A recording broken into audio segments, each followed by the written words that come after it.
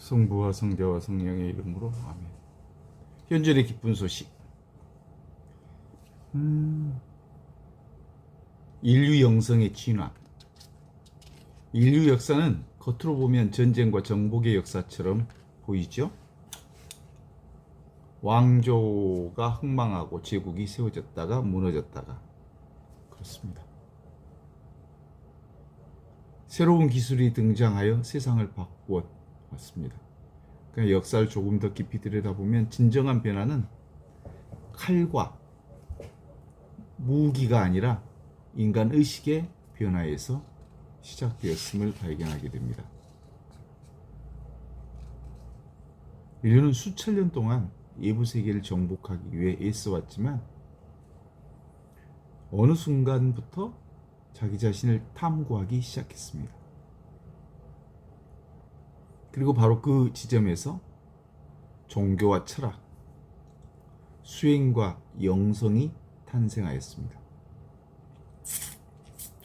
독일 철학자 칼 야스퍼스는 인류 역사에서 가장 놀라운 시기를 추측의 시대라고 불렀습니다.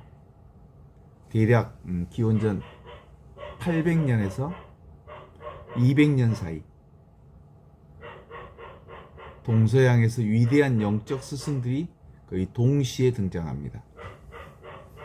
인도에서는 붓다가, 중국에서는 공자가, 그리스에서는 소크라테스가 등장했고 그 후에 예수 그리스도는 그 흐름을 더욱 깊고 보편적 차원으로 완성하였습니다.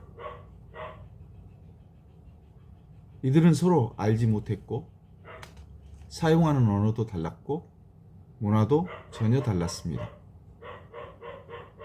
그럼에도 불구하고 놀랍게도 같은 질문을 던집니다.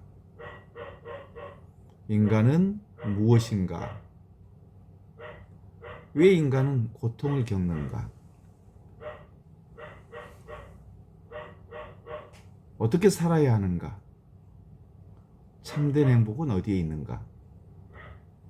이런 질문은 우연히 등장한 것이 아니었습니다. 그것은 시대가 던진 절박한 물음이었습니다. 철기의 도입은 인류에게 엄청난 생산력을 가져다 주었습니다. 숲은 개간되었고 농업은 비약적 발전을 가져왔습니다. 그러나 풍요는 곧 탐욕을 불러왔습니다. 토지는 권력의 근원이 되었고 국가들은 더 넓은 영토를 차지하기 위해 전쟁을 벌였습니다. 강한 나라는 약한 나라를 정복했고 수많은 사람들이 죽어갔습니다.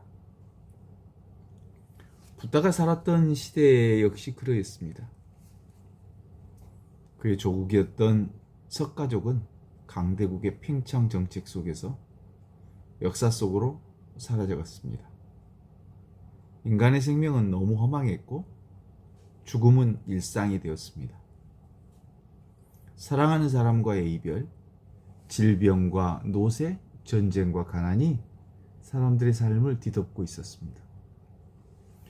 인류는 처음으로 집단적인 차원에서 질문을 하기 시작했습니다. 왜 인간은 고통을 받는가? 우리는 누군가? 삶의 의미는 뭔가? 이런 질문이 철학이 되었고 수행이 되었으며 종교가 되었습니다. 그러나 더 깊이 들여다보면 이 질문들은 사실 하나의 질문으로 귀결됩니다. 도대체 나는 누군가? 인류의 위대한 스승들은 모두 다른 언어로 이 질문을 탐구했습니다. 붓다는 모든 고통의 근원이 집착으로 보았습니다.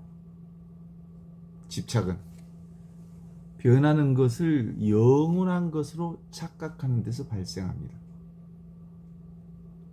그는 모든 존재가 서로 의존하여 생겨났고 사라지는 영기임을 통찰한 것입니다. 독립된 시체로 존재하는 것은 아무것도 없음을 보았습니다.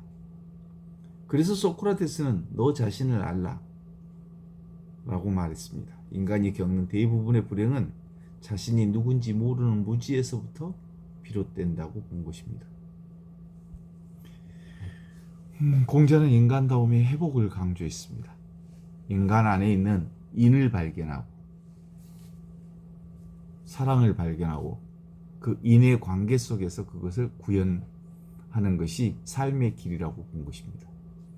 예수께서는 하느님 나라를 선포하였습니다. 그런데 예수의 말씀은 하느님 나라는 사람들이 생각하던 정치적 왕국이 아니었습니다. 그것은 미래에만 도래하는 천국도 아니었습니다. 하느님 나라는 너희 가운데 있다. 이 말씀은 인류 영성사에서 가장 혁명적인 선언 가운데 하나입니다. 하느님은 먼 곳에 계신 분이 아닙니다. 하느님은 바로 지금, 바로 여기, 바로 이 순간 살아계십니다. 하느님 나라는 죽은 뒤에 가는 장소가 아닙니다. 하느님 나라는 바로 지금, 바로 여기, 바로 이 순간 깨어있는 의 시간에 발견되는 실체입니다. 주축의 시대를 관통하는 공통된 메시지는 바로 여기에 있습니다. 인간은 바깥으로 향한 의식을 안으로 돌려야 한다는 것입니다. 우리는 대개 행복이 미래에 있다고 믿어왔습니다. 조금 더 강해지면 행복할다고 생각했습니다. 조금 더 돈이 많아지면 행복할 것이라고 생각했습니다. 조금 더 인정받으면 행복할 거라고 생각했습니다. 그러나 미래는 한 번도 도착한 적이 없습니다. 언제나 도착한 것은 현재뿐이었습니다.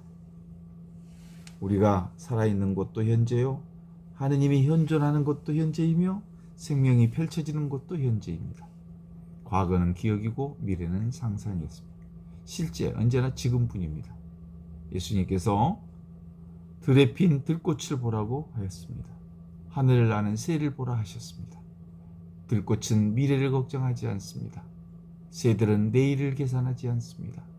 그들은 지금 여기, 바로 지금, 바로 여기, 바로 이 순간 살아있는 하나님의 현존으로 살아있습니다. 그래서 그들은 하나님의 영광을 드러냅니다. 붓다가 보리수 안에서 깨달은 것도 결국 지금이었습니다. 과거의 기억을 놓고 미래의 기대를 놓았을 때 오직 순수한 알아찬치만 남습니다. 그 알아차림 속에서 그는 존재의 본질을 본 것입니다. 선불교가 말하는 무심도 같은 자리입니다. 생각 이전 자리, 분별 이전 자리, 좋고 나쁨이 일어나기 이전 자리, 그곳에서 오직 있는 그대로 생명만 존재합니다. 그리스도의 관상전통 역시 같은 진실을 가리킵니다. 사막의 교부들은 침묵 속으로 들어갔습니다. 마이스터 에카르트는 하느님과 영혼이 하나 되는 자리를 이야기합니다.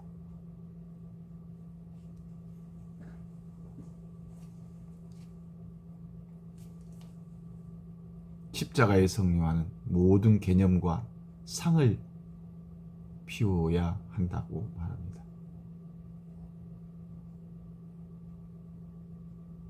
이들은 모두 다른 언어를 사용하지만 동일한 신비를 체험하고 있습니다. 그것은 생각으로 붙잡을 수 없는 살아있는 현존입니다. 오늘날의 인류는 또 하나의 거대한 전환점에 서 있습니다. 기술은 눈부시게 발전하였습니다. 인공지능은 인간 사고를 대신하기 시작했습니다. 정보는 넘쳐나고 세상은 서로 연결됐습니다. 그러나 사람들의 마음은 오히려 더 분주하고 불안해졌습니다. 생각은 많아졌지만 침묵은 사라졌습니다. 지식은 많아졌지만 지혜는 부족해졌습니다. 바로 이런 시대에 주축 시대가 던졌던 질문을 다시 중요해 보입니다. 다시 나는 누구인가? 무엇을 위해 사는가? 참된 행복은 어디 있는가? 그리고 영성은 대답합니다. 그 답은 미래에 있지 않다. 그 답은 바로 지금이다. 바로 여기다. 바로 이 순간 살아있는 하느님의 현존. 지금 여기뿐이다. 영산강 강변을 걷다가 바람에 얼굴이 스칠 때, 갈대가 흔들리는 소리를 들을 때, 밤하늘의 별빛 안에 고요히 서 있을 때, 강아지의 현준이 곁에서 말없이 따라올 때, 문득 모든 생각이 멈추고 설명할 수 없는 평화가 찾아올 때, 그런 순간이 있습니다. 그때 우리는 깨닫습니다. 하느님은 어디론가 찾아가 만나야 하는 대상이 아니라는 것을. 하느님은 지금 이 순간 살아 숨쉬고 있는 생명 자체라는 것을. 우리의 호흡 안에, 우리의 침묵 안에, 우리의 깨어있음 안에 이미 충만히 현존하고 있다는 사실. 인류의 위대한 스승들이 평생을 바쳐 가리킨 곳, 결국 이 자리였습니다. 바로 지금, 바로 여기, 바로 이 순간, 바로 살아있음, 바로 하느님, 바로 현존. 그곳에서 과거도 미래도 사라지고 나와 너의 경계도 희미해지며 모든 존재가 하나의 생명 안에서 빛납니다. 그것이 바로 인류 영성사의 진화 과정에서 발견한 주축의 시대가 남긴 가장 깊은 유상이며 모든 영성의 궁극적 귀향지입니다.